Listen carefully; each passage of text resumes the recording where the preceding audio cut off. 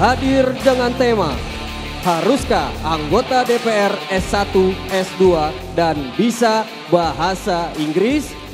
Dengan narasumber anggota DPR RI Irma Suryani Chaniago,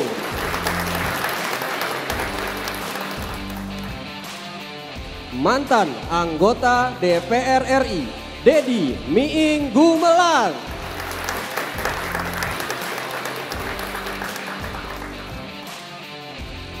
pengamat politik Emrus Sihombing,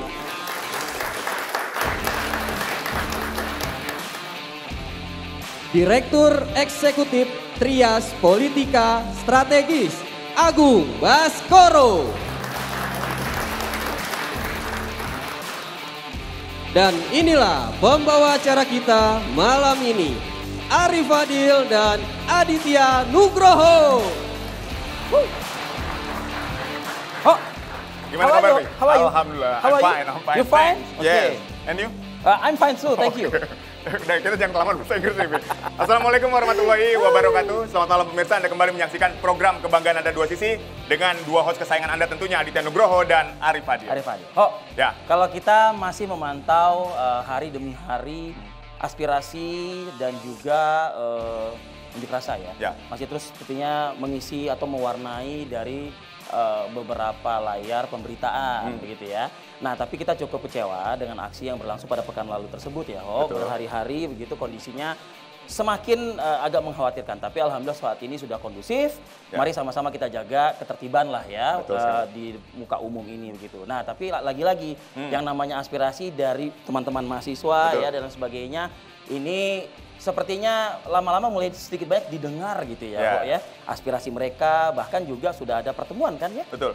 Kemarin tiga pimpinan DPR gitu ada Sukmi Daswamat, Mustafa di situ, terus ada Cucun Ahmad. Nah, itu bertemu dengan perwakilan mahasiswa dari sejumlah kampus. BEM juga dari kampus-kampus. Betul gitu. sekali. Oke. Nah, kan disampaikan ya di situ tunjangan Sukmi Daswamat menyatakan permohonan maaf, akan melakukan evaluasi, akan melakukan reformasi di tubuh DPR. Dibatalkan katanya begitu? Betul. Wow. Nah, termasuk salah satu itu tunjangan dibatalkan. Ya. Tapi ada usulan yang menarik, Vi. Oh, jadi ada yang dibatalkan, tapi ada usulan masuk? Betul, ada usulan lagi nih. Kan ada 17+8 tuntutan.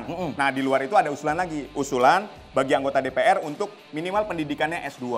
TOEFL-nya 500. Kan selama ini syarat menjadi anggota DPR itu hanya lulusan SMA sederajat dan tidak ada kemampuan berbahasa Inggris. Kira-kira kalau OHO nih ya, kenapa sampai harus ditingkatkan pendidikan itu? Menurut OHO apa? Ya kalau saya setuju dengan itu. Karena ini masalah intelektualitas kan. Ketika kita berbicara soal pendidikan, ini berbicara intelektualitas. Pi, masa pembuat undang-undang, Pi, lulusan SMA? Ya. Kan staf ahlinya aja S2 syaratnya. Masa anggota DPR yang nggak lebih hebat dari staf ahlinya? Kita punya impian, teman-teman. Kita punya target, teman-teman. Iya. Tapi lihat dong, yang datang ke KPK, yang datang ke Kejaksaan Agung, rata-rata juga pendidikannya ada tuh, ya kan? Stratanya tinggi dan lain sebagainya. Saya sih kok pribadi nggak ada jaminan bicara soal pendidikan dinaikkan, TOEFL-nya 500 lah gitu, nggak jaminan kok. Tapi saya pengennya gitu, Pi. Apa tuh? Berintegritas, nggak ke KPK, pendidikannya tinggi, TOEFL-nya 500, maunya kan mulus. Maksudnya mungkin untuk mengembalikan lagi kepercayaan publik, trust publik begitu. Kita bahas malam ini kalau gitu, langsung saja dari saya nih. Mudah-mudahan bisa memperkaya pada malam hari ini. Saya ingin mengundang langsung Uni Irma Suryani Chaniago. Baik. Saya ingin mengundang Bang Emrus Sihombing. Silakan, Bang. Assalamualaikum Uni. Sehat, Bang Emrus? Sehat ya, Uni. Oke, seru nih malam ini kayaknya kita ngebahas soal meningkatkan strata pendidikan dan kemampuan, skills gitu, agar anggota dewan kita juga lebih lagi bisa dipercaya lah ya oleh publik. Uni Irma, silakan dengan mic-nya. Setuju dengan usulan tersebut, Uni? Yang mana nih? Soal meningkatkan strata pendidikan untuk masuk DPR sebagai anggota DPR S2 bahkan. Begini, kalau menurut saya SMA zaman dulu itu kualitasnya sama dengan S1 sekarang. Sama dengan uang, present value, nilai kemudian. Ya, itu satu. Yang kedua, tentu saya berharap minimal S1 lah ya. Minimal S1. Minimal S1. Nah, yang ketiga soal TOEFL 500. Menurut saya pun anggota DPR minimal speaking English a little lah ya. Little I can. Yes. Nah, kenapa begitu? Karena kalau kunjungan ke luar negeri pun sebenarnya ya, kunker ke luar negeri pun kita nggak butuh kok bahasa Inggris.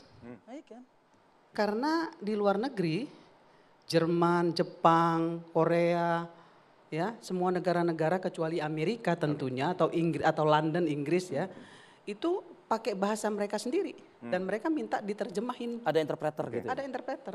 Dan begitu pun sama, DPR kita juga begitu, bawa interpreter juga, bawa translator. Bukan bawa, memang sudah tersedia, sudah disiapkan di kedutaan di negara yang tujuan. bisa bahasa negara tujuan dan bisa bahasa kita. Gitu. Jadi mereka nggak mau, apalagi Jerman. Nggak pernah mau pakai bahasa Inggris. Bangga dengan bahasa ibunya. Oh iya, maka harusnya kita pun begitu. Itu satu. Bangga dong harusnya dengan bahasa ibu kita sendiri. Kita bawa ke negara lain. Oh iya. Bukan berarti orang yang bisa bahasa Inggris itu terus dibilang pinter. Kalau orang Indonesia ini kan kepo. Ya kalau ada orang yang bisa bahasa Inggrisnya bagus, oh pinter dia. Oh belum tentu. Dia bisa bahasa Inggris pinter, tapi belum tentu pengetahuannya umumnya cukup. Belum tentu kapasitasnya punya. Belum tentu leadershipnya punya.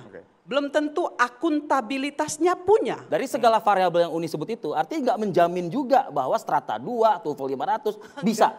Nggak jamin. Nggak jamin. Ya, saya bisa bilang begitu kenapa? Karena begini, untuk menjadi wakil rakyat yang paling penting itu kapasitas, kapabilitas, dan akuntabilitas. Apa arti akuntabilitas? Moral. Leadership ya, moral itu yang paling penting, moral. Mau S3 kalau nggak punya moral untuk apa? Repot juga nanti. Kan larinya ke KPK, larinya ke Kejaksaan Agung. Banyak yang orang S3 itu masuknya ke sana. Coba lihat itu yang kemarin di Pertamina. Coba S berapa tuh? Saya tanya, ya kan? Tapi ya minimal untuk jadi anggota dewan ya, wakil rakyat itu ya harusnya lebih pinter ya, punya kemampuan gitu untuk bisa menyampaikan argumentasinya kepada masyarakat secara baik, bicara terstruktur, punya pengetahuan umum yang cukup, ya sehingga dia bisa bicara dengan dasar hukum yang jelas. Ini sebelum Bang Emrus menanggapi pernyataan dari Uni sedikit saya lagi ke Uni. Jadi begini. Kan kalau di komisi DPR nih, kan macam-macam. Ada pertahanan keamanan, ada hukum, ada pertanian, ada perdagangan, ada perhubungan, bahkan ada keuangan kan begitu. Nah mungkin dinaikkan strata pendidikan dan TOEFL itu juga untuk juga men-challenge bahwa orang-orang yang ditempatkan di komisi yang terkait dengan item-item tersebut, itu mereka bisa mumpuni, mereka bisa mengerti, memahami. Bayangin Uni kalau misalnya tamatan SMA, ditempatkan di keuangan, ditempatkan di yang soal-soal yang hukum misalnya. Nah, ini gimana? Ya, makanya saya bilang tadi, partai politik ya dalam merekrut anggota dewan itu harus sesuai dengan passionnya satu. Yang kedua latar belakang pendidikannya. Yang ketiga tentu kemampuannya, kapasitas, kapabilitas dan akuntabilitas tadi. Kalau cuman bisa bawa kursi doang, karena money doang, ya duit doang, bisa punya duit banyak, tapi nggak punya otak untuk apa? Nggak ada gunanya juga di sana, jadi follower. Betul. Iya, datang duduk diam, go. Kan itu yang terjadi. Jadi Uni setuju dong harus S2 dong, supaya nggak datang duduk diam, setuju dong? Kenapa? Ya jadi Uni setuju dong, ketika harus ada syarat S2 dan TOEFL 500 tadi, supaya apa? Supaya tidak jadi followers dan datang duduk diam tadi. S2 nggak menjamin. Ya TOEFL 500 nggak menjamin. Kalau disimak dari awal, tadi kan letaknya kan di kapasitas, kapabilitas. Minimal S1. Minimal S1 ya. Oke. Silakan, Bang Emrus boleh ditanggapi? Baik, saya kira Mbak Uni saya kira sangat jelas gitu ya. Ada Uni itu sama dengan Mbak. Oh itu. Jadi jangan Mbak Uni ya. Mohon maaf. Uni. Jadi sebenarnya Ibu Irma telah mengakui bahwa diperlukan peningkatan kemampuan. Sekarang kan SMA. Beliau menawarkan adalah S1. Berarti setuju dong dengan peningkatan kan begitu? Oh iya. Kan gitu sederhana. Yang kedua, tinggal kita tingkatkan menjadi S2. Kan begitu. Apa persoalannya dari S1 menjadi S2 dibanding dari SMA menjadi S1. Logikanya gitu loh.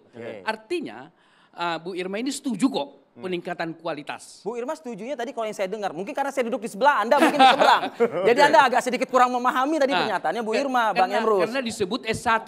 Mau dia SMA, mau dia S3, S3 masuk juga kok Kejaksaan Agung, KPK begitu. Tunggu dulu, akhirnya kalau boleh, kan begitu dikatakan S1 lah minimal. Ya dikatakan itu. Artinya ada peningkatan kualitas dari sudut pendidikan dari SMA menjadi S1. Ada peningkatan. Kenapa kita tidak tingkatkan logikalnya yang kita pakai? Pemikiran atau pendapat dari Bu Irma, kenapa kita tidak tingkatkan S2? Ada jaminan nggak Bang? Saya mau jelaskan. Saya dosen pasca sarjana. Artinya bahwa orang yang pernah kuliah pasca sarjana, saya berikan mata kuliah kepada filsafat ilmu. Metodologi, sistematika berpikir lebih tajam dibanding S1. Nah, misalnya dia tahu filsafat ilmu. Contoh, salah satu filsafat ilmu bicara tentang aksiologi daripada sesuatu, penerapan. Bukankah permasalahan ada di DPR kita tentang aksiologi, penerapan tentang katakanlah sehingga komunikasi mereka bisa sesuatu yang tidak diterima oleh masyarakat. Karena persoalan etika, kondisi masyarakat, bagaimana menyampaikan pesan dengan situasi. Nah itulah sudah kita berikan itu ketika pasca sarjana. Jadi ini berhubungan dengan tingkat pendidikan? Oh harus, dan mutlak. Karena begini, saya mau katakan bahwa ketika seseorang itu dia tidak punya pendidikan, okelah berintegritas, baik dan lain-lain. Tapi dia tidak punya pendidikan yang memadai untuk itu, maka dia berada pada dunia yang gelap. Tetapi ketika orang punya pengetahuan, S3, S2, misalnya, tapi tidak Anda mengatakan SMA tidak punya pengetahuan berarti? Tunggu dulu, artinya lebih tinggi tingkat pengetahuannya, lebih bagus dong memahami suatu masalah, kan begitu? Nah ketika dia... Baik, poinnya kita tangkap sih sebetulnya. Anda sepaham dengan filsafat keilmuan dan lain sadis yang disampaikan oleh Bang Emrus? Gak sepakat sama sekali. Kenapa? Yang dia sampaikan tadi, itu orang punya ilmu, itu bagus. Baik. Menambah ilmu itu bagus. Saya sepakat itu. Baik. Tapi soal menjadi syarat anggota DPR harus S2, S3, S4, S5, S lilin, nggak peduli saya. Nggak peduli. Kenapa? Sebentar. Kenapa? Beliau ini kan dosen. Ya. Kalau menurut saya harusnya naik pangkat dia. Kalau dia sudah S berapa ya, Bang? Abang S3 kan? Saya juga mau S3 loh. Ya. Selamat. Iya, saya juga mau S3. Harusnya dia punya posisi jauh lebih bagus dari itu. Kalau dia punya S3. Ya kan? Bentar enggak, kita harus jujur ini. Tapi kenapa beliau mau tetap jadi dosen? Karena passionnya. Betul. Passionnya kan? Iya. Betul. Sama saya. Saya S2. Tapi saya pengusaha juga. Betul. Saya mau jadi wakil rakyat karena itu passion saya. Passionnya di politik. Iya. Dan saya punya akuntabilitas. Saya adik-adik semua harus tahu ya. Akuntabilitas itu trust. Moral, kepercayaan. Mau punya S3, kalau akhirnya masuk Kuningan tuh apa? Gak ada gunanya. Baik, saya bisa tanggapi. Persoalan Ibu, persoalan masuk Kuningan tidak ada korelasi antara tingkat pendidikan dengan masuk atau tidak masuknya. Loh ya itu kan tadi kan kita bahas. Artinya mau katakan adalah, dengar dulu, bahwa yang masuk ke sana itu ada juga pejabat yang bukan S1 kan? Ya, misal lulusan SMA jadi pejabat terus masuk juga betul, ada. Gitu, jadi ya makanya. Jadi kalau ibu katakan, kalau ibu katakan bahwa Anda berkata, Anda bicara kontraproduktif. Saya kira itu terbantahkan. Anda ada yang terbantahkan. Siapa yang ngebantah? Tidak ada korelasi kuat. Yang bantah itu Anda. Dengan masuknya ke Kuningan, tidak ada korelasi. Nah kalau nggak ada korelasi, untuk apa Anda setuju? Untuk apa Anda setuju meningkatkan ke strata 2 bahkan strata 3? Dari segi tadi dia bicara bahwa dia bilang tidak ada korelasinya. Tidak ada korelasi. Tapi dia ngotot harus S2, harus gini. Artinya dia sendiri kan ibu katakan tidak komit dengan omongannya sendiri. Yang sudah tingkat pendidikannya tinggi masuk ke Kuningan. Tidak ada itu. Yang masuk Kuningan ada yang saya bilang tingkat pendidikan yang rendah. Jadi korelasi semacam itu kesimpulan yang menyesatkan, Bu. Anda yang sesat. Bukan. Anda bicara sesat. Karena orang Anda bicara sesat. Seolah-olah karena Anda ya seolah-olah bahwa pendidikan anak-anak masuk ini Kuningan, tidaklah. yang SMA, yang kuliah-kuliah S1 ini dianggap tidak punya. Oh bukan, salah. Ibu yang S1 nggak punya kapabilitas. No. Bukan, ibu katakan. Oke.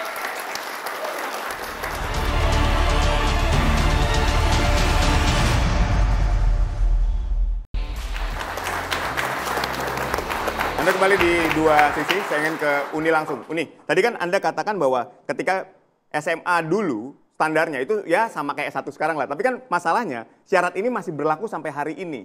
Nah, saya membayangkan tugas berat DPR membuat undang-undang di setiap komisi. Nah, hanya lulusan SMA. Kalau misalnya standar itu yang masih dipakai saat ini. Ini gimana nih? Karena ini ada tugas berat nih di belakang DPR kan? Ya, yang pertama membuat undang-undang itu kan bukan cuma DPR. Ya. Tapi DPR bersama pemerintah. Eksekutif. Ya. Kemudian DPR, anggota ini punya staf ahli. Ya. Kemudian komisi juga punya staf ahli. Sekretariat Dewan juga punya staf ahli. Inilah yang merumuskan, mereka yang merumuskan. Begitu juga dengan pemerintah. Menteri itu punya banyak orang-orang ahli tuh yang dibawa ke DPR untuk bisa bikin undang-undang. Ya, di situ ada Menkumham, ahli bahasa loh ya. Ahli bahasa, ahli hukum untuk bisa menelaah dasar-dasar hukumnya seperti apa. Nah, nanti setelah dibuat tuh draft undang-undangnya oleh orang-orang ahli ini, baru kita perdebatkan apakah ini bisa, apakah ini nggak bisa, ini kurang, ini lebih, itu kita akan perdebatkan. Nah, ini pengalaman di dalam nih. Ya, dan di sana pun kita akan dibantu oleh semua ahli-ahli ini tadi. Nah, anggota ini bisa nggak berdebat, memperjuangkan? Oh, tentu bisa, tentu bisa. Tenaga ahli karena berapa gini, orang? Tenaga ahli DPR berapa orang? 7 ya? Tenaga ahli di DPR 7 orang. Ya. Dan tenaga ahli komisi, tenaga ahli sekretariat juga ada. Yang memang mempersiapkan itu. Demikian juga dengan dari pihak pemerintah ya. Nah, itulah yang bekerja. Nah, setelah draft undang-undang itu draft ya, itu selesai baru dikasih ke kita. Di sanalah kita perdebatkan antara pemerintah dan DPR. Parlemen. Itu kita perdebatkan habis-habisan. Pasal per pasal kita kulitin satu-satu. Ya, kita kulitin satu-satu. Dan kita memang tahu dengan undang-undang itu karena kita draft ini kan sudah dikasih ke kita. Dan kita baca. Dan orang yang masuk ke dalam tim di undang-undang itu adalah orang-orang yang paham betul dengan undang-undang itu. Contoh, saya paham betul dengan ketenaga kerjaan. Karena saya pernah menjadi ketua umum Serikat Buruh. Ya, saya aktivis buruh. Tapi saya kuliah di ekonomi. Saya di finance, saya juga paham finance. Kan seperti itu. Nah, sayalah orang-orang yang paham dengan ketenaga kerjaan inilah yang menjadi tim di undang-undang ini. Anda di Komisi 9 ya, Uni? Ya. Nah, kalau untuk undang-undang kesehatan, itu kan di Komisi 9 banyak dokter-dokter. Betul. Anggotanya. Nah, ya mereka lah yang duduk di sana. Uni gini, kalau Uni kan saya tidak ragukan karena Uni S2 juga begitu ya. Nah, yang saya pertanyakan ketika tadi lulusan SMA, dia harus mengimbangkan kemampuan kapasitas dirinya dengan mereka-mereka yang tenaga ahli tadi yang misalnya ahli hukum, kemudian ahli ekonomi dan seterusnya. Gimana cara mereka bisa mengimbangkan kemampuan nih? Saya mau kasih tahu juga. Perlu saya kasih tahu di sini juga. Memang harus ada perubahan sih di DPR ya. Karena banyak juga anggota DPR yang follower. Only follower. Datang, duduk, diam, nggak bicara. Ada. Saya harus bicara ini secara jujur. Ya, ada yang seperti itu.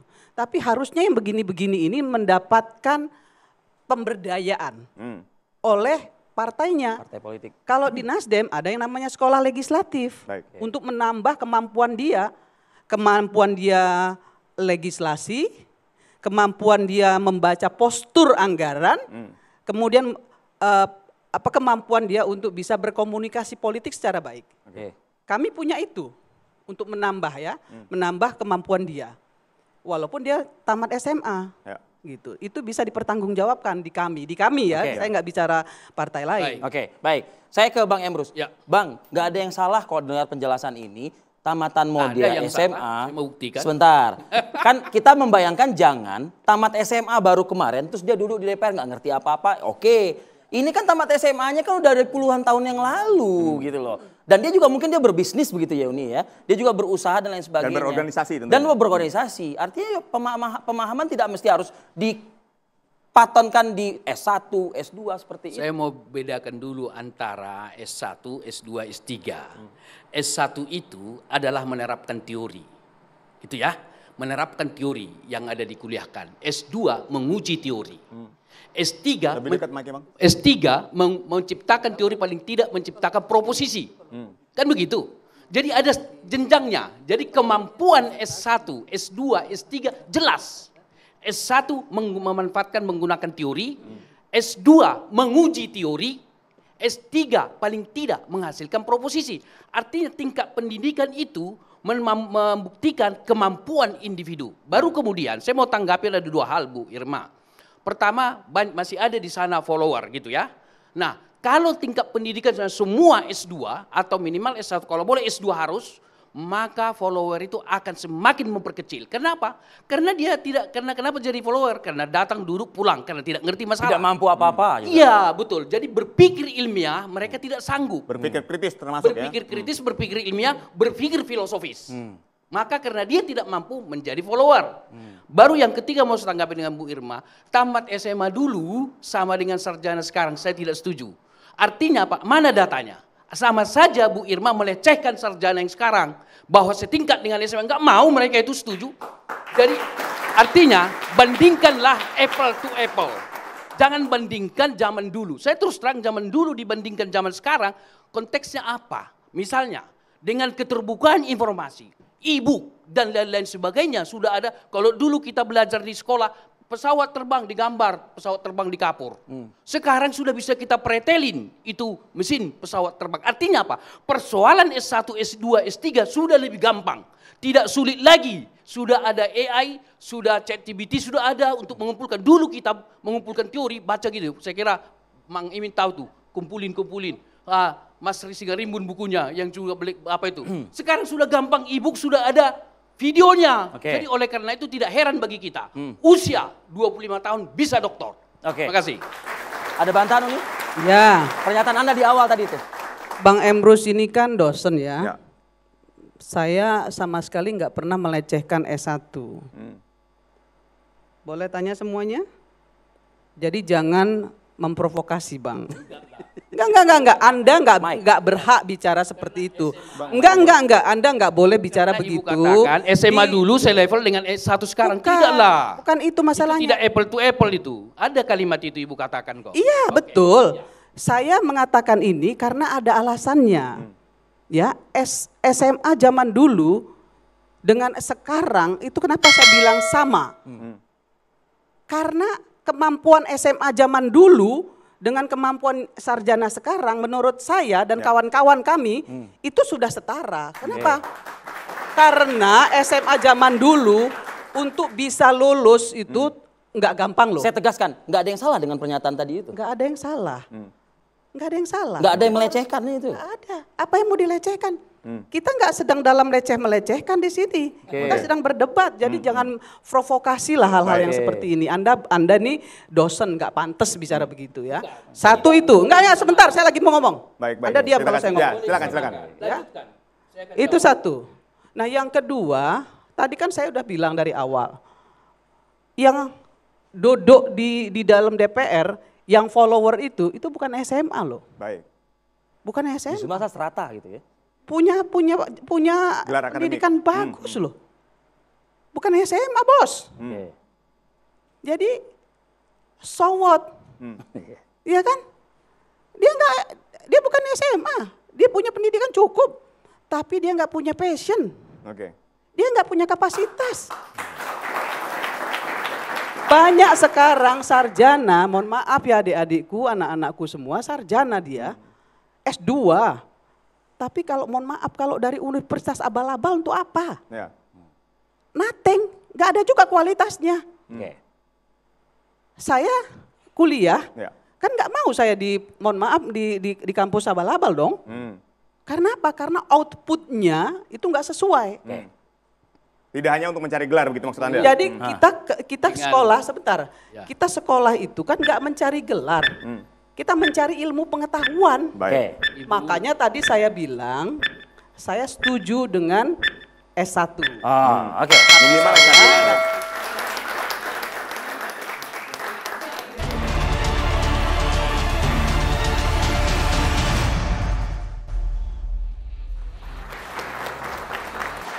Oke, kembali di dua sisi, saatnya kita pergantian pemain nih Bang Emrus dan juga Uni Irma. Kita mengundang dari kubu saya lagi-lagi Bang Miing, Deddy Gumelar. Oke, saya mengundang Bang Agung. Uni terima kasih. Nanti Uni bisa berlanjut dari belakang Uni. Silakan Bang Agung. Mas Agung Baskoro, apa kabar? Nah, kalau ini saya mau tanya ke Bang Miing dulu. Langsung Anda ya, mau bidik dia ya. Dulu merasa tersandra betul nih. Gimana? Ngomongin gelar ini betul-betul. Kenapa? Karena apa? Di Undang-Undang nomor 7. Ya. Tahun 2017 tentang pemilu, persyaratannya cuma SMA. Iya, paham. Berarti setuju bahwa ada peningkatan, tapi harus merubah undang-undang loh. Satu. Betul. Itu satu. Langsung ngegas ya Bang Miing, langsung ngegas ya. Gak apa-apa kok, kita hargain loh. Kita hargain loh. Oke. Langsung ngegas loh. Oke. Itu satu ya. Yang kedua, saya diuntungkan karena satu-satunya anggota DPR periode 2009-2014 yang tidak punya ijazah SMA adalah saya. Karena STM. Karena saya STM. Luar biasa. Aduh. Nah, gini, itu yang pengen saya tanyain. Iya. Ya, itu Bang, yang pengen sekarang saya udah tanyain. SMK Bang. Gini. Kenapa? Sekarang udah SMK.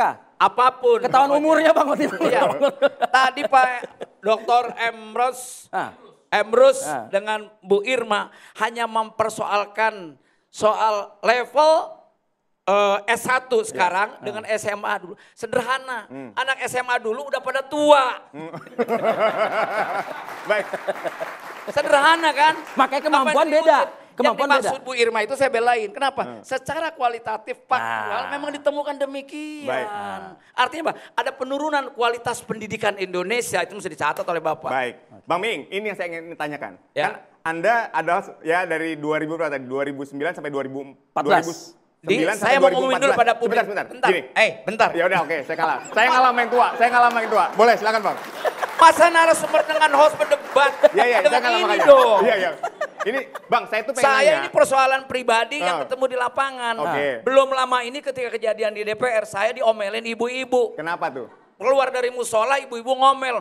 Bang Miing ini jangan diam aja keadaan kayak begini. Bicara dong sebagai wakil rakyat. Bu, saya ini rakyat nyaris jelata. Itu jadi DPR itu 10 tahun, 11 tahun yang lalu saya anggota DPR. Sekarang mah enggak. Tapi masih diingat wakil rakyat oleh ya? orang saya anggota DPR. Berarti kan waktu di DPR saya berhasil. Betul. Iya Masih dong. diingat orang. Oke, Bang gini, yang pengen saya mau nanya tanyain. apa lagi? Gini.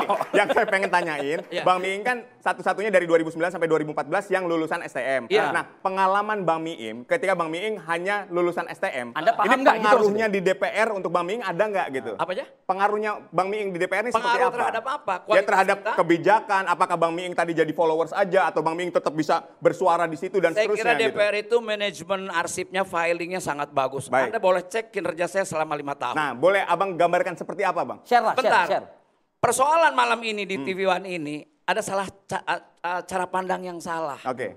Judulnya adalah haruskah S2 dan TOEFL 500 Betul. bagi anggota DPR? Ya. Sekarang saya tanya, yang dipersoalkan oleh rakyat tentang DPR apa sih sebetulnya? Ijazah? Bukan.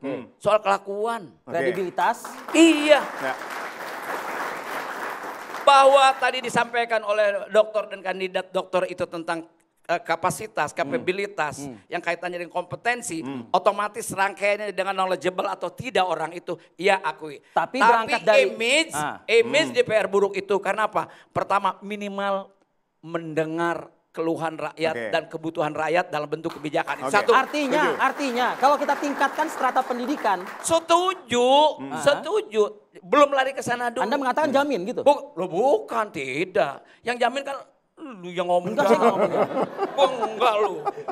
Suka ngeduluin dia. Dia baru kepukul tangan nih. Iya. Betul nggak ya? Iya. Mas Agung kita menari aja. Tadi kan tinju, kita menari. Ini ngelawak, Bang. Ini lebih tepatnya ngelawak nih. Masa sih? Ayo, durasi jalan. Ya. Mas Agung belum bicara Enggak, nih. sebentar. Baik. Tadi kan ada pengaruhnya atau tidak? Baik. Orang rakyat tentang DPR nggak ngurusin ijazah. Ya, oke. Pertama apa?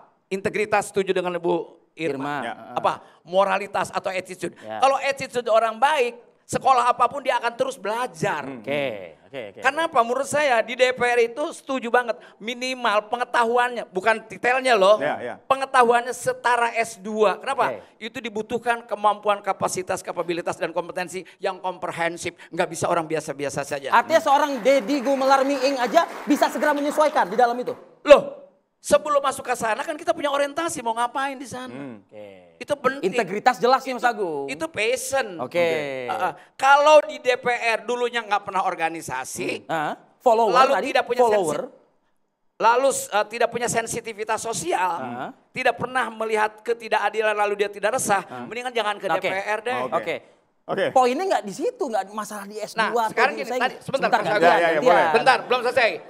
Judul hari ini dengan problem di masyarakat tentang DPR, ini nggak nyambung dibahas. Karena ini ada usulan Bang, ada usulan dari masyarakat juga. Iya, netizen ada yang ngomong harus S2 dengan TOEFL. Sementara yang biar terupgrade Bang. Yang dipersoalkan oleh rakyat adalah tentang apa? Kebijakan yang dibuat oleh DPR, lalu apa? Korupsi yang paling tinggi. Itu yang dipersoalkan. Boleh silakan Mas Agung ditanggapi. Ini menarik ya, jadi saya apresiasi Mbak Irma mau datang ke sini. Karena beberapa waktu terakhir agak susah anggota Dewan datang ke forum macam ini. Jadi saya apresiasi, makasih Mbak Irma. Dan Mbak Irma ini salah satu anggota Dewan yang menurut saya punya kapasitas, integritas, terbukti lah teruji. Jadi apa yang beliau sampaikan buat saya itu ya memang benar beliau lakukan. Tapi ini ada ujung gak enaknya, tapi gitu biasanya tapi gitu. begini, saya ngomong kan ada tapinya kan. Secara institusional DPR RI. Gitu. Jadi kan ini berangkat karena netizen kita geram sekali sama DPR karena ya fungsinya tidak berjalan dengan maksimal. Dan mempertontonkan yang seperti itu. Iya, plus komunikasinya sangat buruk, ya, arogan semacam itu. Nah, jadi berangkat akhirnya shortcut, kita pengen anggota Dewan S2 dan TOEFL 500. Ya kenapa langsung ke situ Mas Agung? Ini untuk men-shortcut aja sebenarnya, nanti di partai minimal orang untuk maju jadi anggota Dewan, di screening, seleksinya itu awal muasal dari pendidikan dulu. Karena kita nggak mau memecah ataupun mempertentangkan, kalau misal kamu pendidikannya S2, S3, kamu bakal ke KPK kok. Enggak, kita nggak mau kayak gitu. Kita pengen anggota Dewan yang paripurna kualitas dirinya. Seorang yang cerdas, yang berintegritas, yang berkualitas. Seperti Mbak Irma tadi. Ya, Bang Miing STM loh, bukan SMA bahkan. Iya pasti, tapi kan kita pengen naik kelas sebagai bangsa. Gini, saya kasih pertanyaan kuliahan deh. Sejauh mana korelasi antara pendidikan dengan integritas tadi? Nah itu deh. Nah, menurut sulit, Anda. Saya harus buka jurnal karena waktu. Tapi begini, kalau misalkan pendidikan, kalau misalkan pendidikan dengan kualitas kinerja itu ada jurnalnya banyak. Tapi kalau pendidikan dengan integritas, saya nggak bisa mengatakan di mana, saya harus nyari dulu nih jurnalnya. Minimal dengan kinerja ada ya? Dengan kinerja ada, pasti ada. Karena apa? Karena dengan dia lulusan S2, S3 otomatis academic thinkingnya jalan. Kritismenya juga, sistematika berpikirnya tajam semacam itu. Dan saya membayangkan di masa depan, seperti itulah anggota Dewan ideal yang diinginkan mahasiswa-mahasiswa yang berkualitas ini. Ini kan bonus demografi sekarang. Masa masyarakatnya sudah luar biasa begini, anggota dewannya begitu. Iya, Mas Agung. Seperti itu. Ya. Kalau soal strata S1, S2, artinya portofolio dari akademik orang itu lebih pada ukuran formal sebetulnya. Persis Bang. Kalau menurut saya. Ya. Tetapi implementasi di kan bahwa kalau orang boleh berhenti sekolah tapi tidak boleh berhenti belajar. Betul. Tapi kita butuh standar Bang. Ukurannya butuh kurikulum tidak lagi pada ijazah, pada menjadi kemampuan sistem. literasi Karena kita ngomong orang. institusi, DPR RI. Nggak bisa Oke, kita ngomong orang per orang. Saya fokus ke standarisasi. Standarisasi saya setuju. Bukan persoalan undang-undang harus diselesaikan dan sebagainya. Saya setuju banget. Betul. Dan saya pun rasa sekarang STM, nggak mungkin saya nyalon karena harus S2 kan. Nah untuk itu menurut saya, faktanya di lapangan itu tadi udah dibahas oleh dua tokoh tadi tentang passion. Hah, apaan itu? Enggak ada polisi, enggak ada polisi.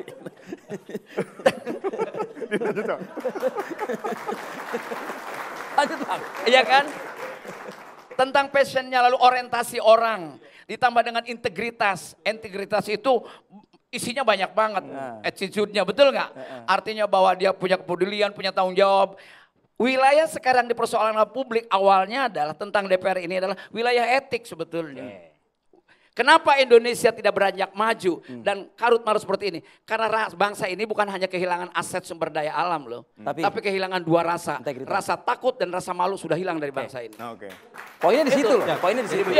Saya pengen membabarkan fakta bahwa dari periode 2019 sampai 2024, kemudian 2024 sampai 2029, anggota Dewan yang S2 itu jumlahnya meningkat. Dari 32%, sekarang posisinya 38%. Saya melihat tren positif. Kenapa nggak kita dorong tahun 2029-2034 ini jumlahnya 50%. Bagaimana dengan kualitas? Ya pasti, karena di partai nanti akan ada sistem merit yang memastikan bahwa gelarnya bukan hanya sebatas gelar. Dia dididik lagi, misalkan tadi di Nasdem ada Nasdem Institute, ada Golkar Institute, ada PKS Institute, whatever PDIP, itu. Ya PDIP sekolah, PDIP sekolah. Jadi maksud saya gelar ini semacam filter untuk memastikan anggota dewan yang besok maju itu benar-benar berkualitas. Dan anggota dewannya mikir kalau mau maju, gue siap nggak dibedah, diulik rekam jejaknya, kualitasnya, ijazah saya. Karena akhir-akhir ini politisi kan pada takut ijazahnya dibedah. Dari kampus mana misalkan, seperti itu kan. Nah jadi ini penting di partai ditajamkan, terlepas nanti ada revisi undang-undang pemilu sekarang misalkan, it's okay. Tapi maksud saya di internal partai sudah ada arahan yang lebih progresif dari DPR yang jumlahnya tadi meningkat untuk lebih besar lagi seperti itu. Saya setuju, di logikanya betul. Bahwa logic thinking,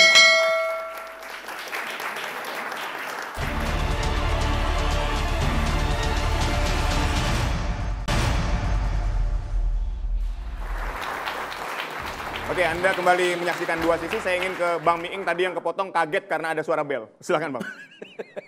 Ya saya sepakat dengan Mas Agung bahwa orang yang berpendidikan secara formal harusnya memiliki logic thinking yang berbeda dengan yang tidak sekolah. Tapi juga tidak berhenti di situ. Orang itu sangat tergantung pada individu, tidak secara umum. Kami ingin sebentar boleh nggak? Sedikit nambahin. Oh boleh Bu, atau Ibu pindah sini lagi aja mendingan. Enggak. Enggak, dia mencontohkan. Kang, nambahin Kang. Oke. Presiden Soeharto itu sekolahnya SR. Sekolah rakyat. Sekolah rakyat. Nah SR itu kalau di sekarang itu di zaman sekarang itu katanya ya menurut informasi itu setingkat SD. Tapi dia jadi Presiden Republik Indonesia dan pinter sekali. Jago ya Pak Harto itu. Nah, kan seperti itu. Jadi menurut saya, kenapa saya tadi bilang SMA dulu sama sekarang. Bu Irma, kan banyak di TikTok ya. Lihatnya kayak Ermus sana. Iya, karena di TikTok itu sekarang aja anak-anak SMA ini tadi ini Adinda ini anakku ini tadi bilang, Bu kita itu kalau di SMA sekarang itu kalau ujian itu pakai HP, banyak yang pakai HP. Pakai gadget lah ya. Pakai gitu gadget ya. Sekarang ada EA, ya kan. Sekarang ada Google. Jadi kualitasnya memang beda. Kalau dulu kan orang harus mikir. Tapi kalau sekarang tinggal buka Google keluar. Gitu. Memang kualitasnya beda. Poinnya gitu. berarti Uni? Makanya saya nggak bilang saya nggak setuju S2, S3, saya nggak bilang itu. Saya cuma bilang minimal S1. Kalau ada S2, it's okay, lebih bagus. Kalau S3 pun alhamdulillah Bang Emrus. Cuman saya mau bilang bahwa itu pun tidak, tuh Bang Emrus, artinya gini Bang Emrus, itu tidak menjamin seseorang itu menjadi wakil rakyat yang bagus. Ya, tidak menjamin. Sebentar Bang, nanti Abang ngomong. Tidak menjamin juga dia menjadi wakil rakyat yang memang punya amanah gitu. Nah seperti Adinda bilang tadi kan, saya ini bukan anak orang kaya raya. Saya anak orang miskin loh. Tapi saya bisa mencapai posisi ini karena saya belajar. Artinya, Uni. Ya artinya gitu kan, nggak perlu juga harus tinggi-tinggi. Ya ijazahnya tinggi dulu asalkan baru integritas kemudian jelas lah, kan ya begitu. Asal punya kapasitas, kapabilitas dan akuntabilitas. Bang Emrus, apalagi yang mau di perlu saya sampaikan sebentar. Bang Emrus karena dia memention Emrus bahwa integritas dan etika bukan menafikan tingkat pendidikan. Jadi dua-duanya didorong. Integritas dan pendidikan kita dorong untuk persyaratan caleg dan juga kita dorong yang tingkat pendidikannya bukan berarti langsung kita simpulkan bahwa orang yang berpendidikan tidak ada jaminan. Sama pertanyaan yang sama saya akan katakan, yang tidak berpendidikan juga, yang rendah pendidikannya tidak jaminan juga berintegritas. Setuju. Saling melengkapi. Oke. Saling Bruce. melengkapi. Udah mulai sejuk ya, udah mulai sejuk nih. Oke. Baik, silakan. Bahwa Bang pendidikan tidak bisa jadi jaminan. Yang bisa jadi jaminan itu cuma BPKB sama sertifikat. Oke. Ya. Ingat itu. Baik. Ya. Lanjut ke konteks lagi Bang Miing. Gak apa-apa itu intermezzo. Senang saya sama Bang Miing. Gue lupa tadi ngomong apa ya.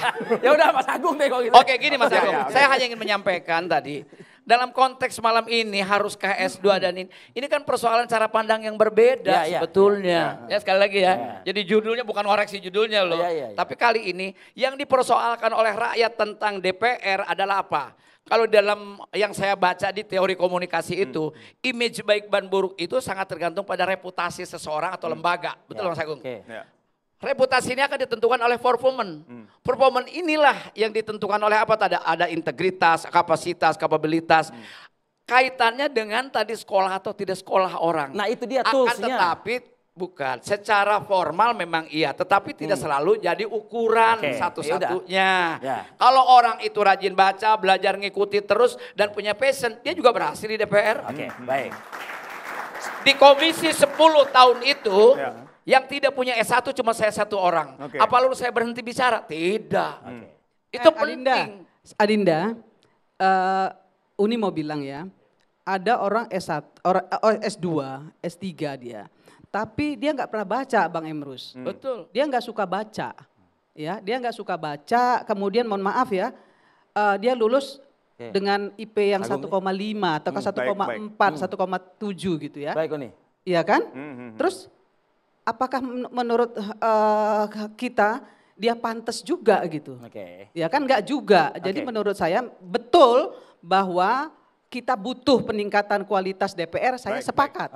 Jadi belajar itu banyak caranya Bang, tidak harus lewat jalur pendidikan S1, S2 dan S3 maksudnya seperti itu. Jadi Gen Z sama milenial itu pengen yang ideal. Pengen eksponensial perubahan bangsa kita. Dan itu bisa diwakili oleh DPR. Dalam artian di sini kalau kita merujuk banyak survei-survei kredibel, ini kan selalu citra DPR ini minor. Dari 11 lembaga yang disurvei, itu DPR ada di urutan 10, di bawahnya partai. Nah, Gen Z milenial bingung, nih shortcutnya gimana biar cepat. Oke, kalau secara hukum biar nggak ke KPK, kejaksaan, kepolisian, ada instrumen-instrumennya. Tapi kalau substansi tugas mereka, legislasinya, masa iya lebih penting tenaga ahli ketimbang anggota dewannya misalkan. Kalau tenaga ahli requirement-nya misalkan harus S1 minimal, bahkan harus punya pengalaman 5 tahun. Kenapa tidak anggota dewan? Persis. Bahkan kalau untuk yang mereka yang berurusan dengan kerjasama luar negeri, misalkan Union Parliament, ASEAN Parliament Assembly dan seterusnya, harus 550 TOEFL-nya. Seperti itu. Jadi kenapa ini nggak kita pakai buat anggota dewannya? Jadi ketika buat legislasi itu adu argumen dengan tenaga ahlinya. Akhirnya apa? Konten dari produk perundang-undangan itu berkualitas. Jadi negara bisa menghemat anggaran juga dong ya Bang? Persis. Dengan wacana efisiensi. Kontekstual menurut saya. Kenapa? Kita sudah lama bersabar, Gen Z milenial ini. Gini, sebentar. Bentar Bu, bagian saya. Ibu udah kan dari tadi, bentar. Biar saya yang belain. Tenang aja. Oke, silakan Mas. Bang, hargain Bang. Yang ngatur ini Bang, ngatur. Kalau yang ngatur lu udah nggak ada harganya kita mau. Oke, silakan. Nggak ada harganya kita. Agung bilang tadi bahwa sekarang yang S2 sudah banyak di DPR. Betul. Tetapi kan itu tidak berbanding lurus dengan hasil kinerja mereka, even itu S2 sudah banyak, dengan kebijakan yang dibutuhkan oleh rakyat sehingga rakyat masih protes. Artinya apa? Juga tidak menentukan S2 kumpul di sana menjadi kebijakan lagi mensejahterakan rakyat. Kan tidak, ini fakta. Betul, gitu loh. Tapi kalau jumlahnya melampaui itu 50% bahkan 100%. Sekarang 38 saya ya, yakin, sekarang 38. Saya akan produk legislasinya semakin berkualitas. Kita nggak ujuk-ujuk ke MK terus. Untuk uji materi, untuk GR dan seterusnya. Dan perdebatan Bang internal DPR saya mau jawab makanya sebentar. Ya mangga. Supaya jelas. Jadi gini, bikin undang-undang Adinda itu nggak begitu seperti yang Adinda perkirakan. Bikin undang-undang tuh ada ahli hukum, ada ahli bahasanya. Ya, kemudian ada ahli, misalnya kalau undang-undang kesehatan dia ada ahli ada dokter di situ. Filsafat juga. Ada ahli filsafatnya, enggak semua ada. Bahkan untuk titik koma itu ya itu juga ada. Jadi nggak perlu juga sebentar. Nggak perlu juga akhirnya. Kan nggak perlu juga individu itu menguasai semuanya, nggak juga. Karena memang dalam undang-undang itu memang semuanya punya porsi masing-masing. Punya peran masing-masing. Punya peran masing-masing. Oke. Nah untuk itu sebelum Mas Agung jawab, singkat. Saya cuma pengen ngasih kesempatan. Yuk kita belajar bahasa Indonesia. Apa maksudnya kata perlu dan penting? Itu beda. Oke. Silakan. Itu beda. Terakhir Anda Mas Agung. Ya, jadi kita pengen yang ideal. Kita pengen anggota dewan yang lebih baik dan itu eksponensial. Kita udah nggak bersabar lagi karena apa? Kemajuan bangsa ini harus dipercepat gitu dan itu bisa di-shortcut lewat kualitas pendidikan yang luar biasa seperti itu. Baik, kita undang semua narasumber Uni, Bang Miing ke depan. Sudah habis Bang. Nggak berasa ya Bang. Kayaknya baru ngomong sedikit ya Bang. Dan inilah yang mungkin potret yang bisa kita berikan pada malam hari ini dua sisi ya Ho ya. Artinya kalau misalnya kita menginginkan adanya perubahan dari anggota dewan kita, ya boleh mungkin berangkat dari strata pendidikan dan sebagainya. Tapi standarnya dinaikin ya. Iya, tapi kan tidak menjamin juga apakah integritas, kredibilitas, kapabilitas itu juga bisa sejalan dengan pendidikan yang diperolehnya. Itu sih Ho sebetulnya. Waduh, ini apa nih? Ini kita mau kelas. Oke, gimana Uni? Uni di tengah-tengah. Gimana Uni? Silakan. Ya, saya cuma mau bilang kita ini di sini diskusi. Ya. Bang Emrus. Oke. Saya mohon maaf. Tolong jangan bicara soal pelecehan-pelecehan.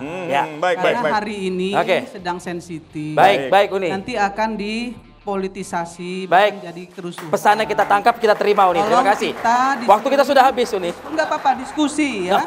Betul. Diskusi Bang Emrus. Jadi tolong juga Abang sebagai pendidik. Ya, saya minta tolong. Betul sekali. Kita carikan diskusi. Kita mungkin golden shake hands dulu lah mungkin dengan Uni. Oke, waktu kita sudah habis. Demikian program kita hari ini. Dua Sisi, saksikan terus Dua Sisi tiap Kamis pukul 8 malam waktu Indonesia Barat. Saya Aditya Nugroho dan Arif Fadil pamit undur diri. Terima kasih atas perhatian Anda. Sampai jumpa.